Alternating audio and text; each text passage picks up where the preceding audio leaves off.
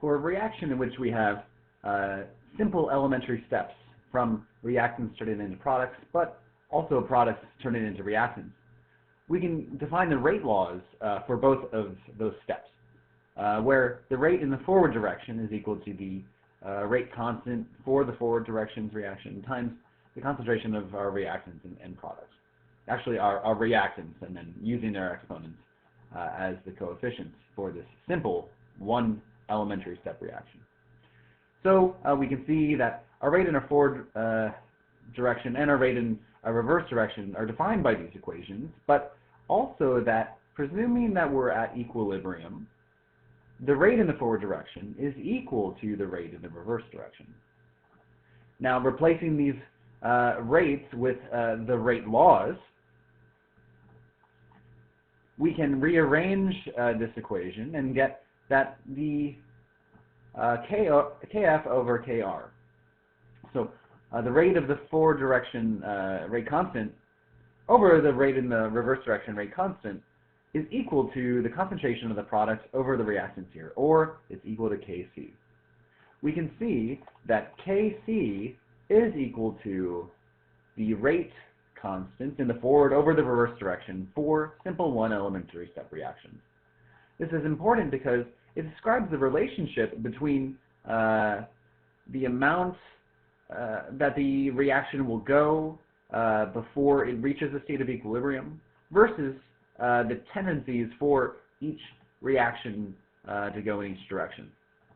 So, as an example, if you have a high Kf, so there's a high tendency for the reaction to go in the forward direction, then oftentimes you'll have a high equilibrium constant. You'll ultimately have a lot more products than reactants. Also, we can see that knowing that our rate constants are dependent upon temperature, we know then that the equilibrium constant is dependent upon temperature as well. The equilibrium constant is constant for a given reaction if we remain at the same temperature. However, if we change the temperature, then the equilibrium constant changes, just like rate constants do. Predicting directions of reactions. Reactions will proceed in forward or reverse directions until equilibrium is reached. That is, until the concentrations of the products over the reactants is equal to the equilibrium constant. The equilibrium constant describes the equilibrium concentrations of products over reactants, the concentrations after you reach equilibrium. But in our case, we'll see that the reaction will proceed from starting with some initial amounts of our reactants and products until our equilibrium concentrations of reactants and products give a ratio of the equilibrium constant. So basically, the reaction will proceed until Q is equal to K. The reaction will proceed until Q, our reaction quotient,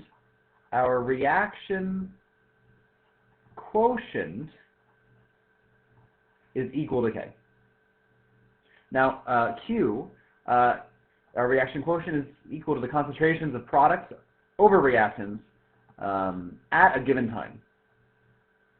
And equilibrium constant is equal to the concentrations of products over reactants after equilibrium is reached.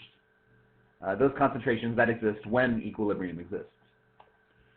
So, we can determine in which direction the reaction will further proceed by comparing Q versus K.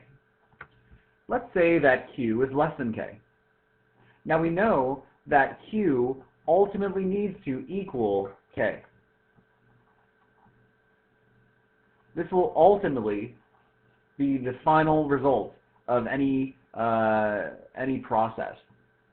So if Q is initially less than K, but Q will need to increase until it's equal to K, then being that Q is equal to the concentration of products over reactants, in order for Q to increase, the concentrations of products must increase, and the concentrations of reactants must decrease.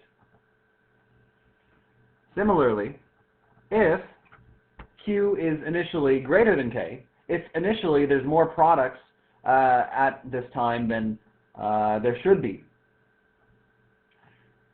And Q will change until it's equal to K. Q will then decrease until it's equal to K.